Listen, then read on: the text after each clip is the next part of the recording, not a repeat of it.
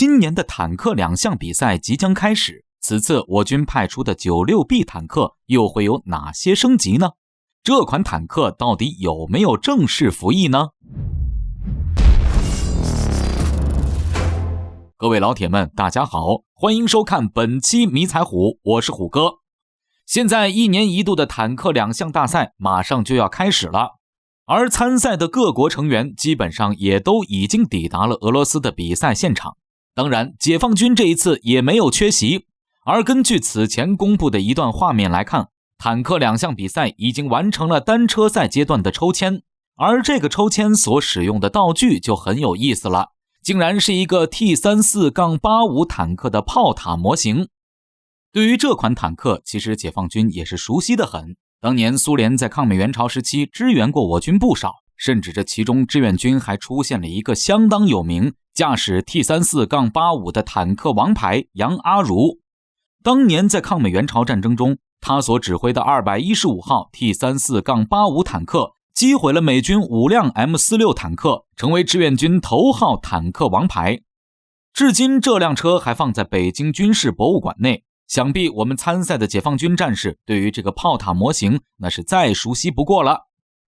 言归正传，这一次坦克两项比赛，我军派出的仍然是争议比较大的 96B 主战坦克。从照片来看，这一次参赛的 96B 似乎又有了一些新的改动，更换了新一代的车长镜。当然，也有消息说，这一次为了比赛车， 96B 的发动机又有了新升级，动力更加强劲。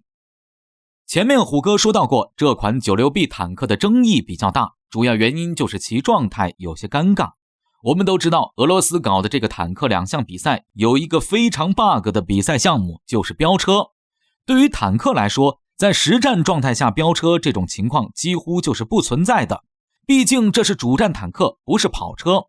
当然了，我们也知道具体为什么会有这一项比赛科目，就是为了推销俄罗斯升级过发动机的 T72。由于其公众比相当不错，通过飙车倒是能体现出来。而我军如果单纯是为了能飙车的话，其实把原本的 96A 更换一个马力更大的发动机就可以了，就像俄罗斯做的那样。但是现实却是 96B 坦克除了升级了动力系统之外，其他方面也几乎全都进行了升级改进。比如说液气传动系统和自动变速箱完全和 99A 一个级别，让这款坦克同样也能实现方向盘驾驶，极大的简化了成员操作，同时机动性也更好。不单单如此， 96B 坦克甚至还升级了新一代的信息化系统，这一点从 96B 炮塔顶部复杂的天线就能看出来。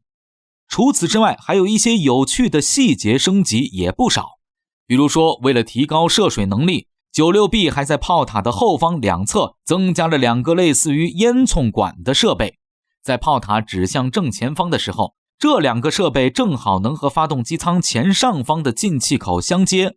这样就能保证这款坦克在涉水深度不超过炮塔顶的时候都不用加通气管，直接开过去就行。这么全面的升级，可以说开个新型号都可以了，完全不像是为了比赛而专门搞的比赛车。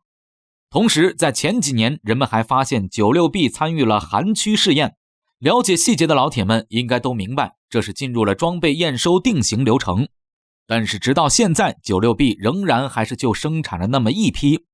尽管这款坦克也参与正常的训练，但是这个状态怎么也不像正式列装批量装备部队的样子。也正因此，不少军迷老铁因为这事儿没少吵架。在虎哥看来， 96B 不管能不能服役，其本身的意义还是不小的。这是一款中国利用现有的货架产品对原车进行升级，就获得了相当不错性能的坦克，也算是一种新的尝试。再加上现在世界各国陆军其实都对坦克本身的升级缺乏动力，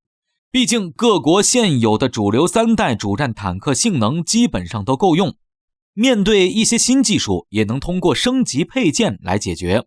可能到我军大量的 96、88B 等坦克需要被替换的时候， 96B 或许也会服役也说不定。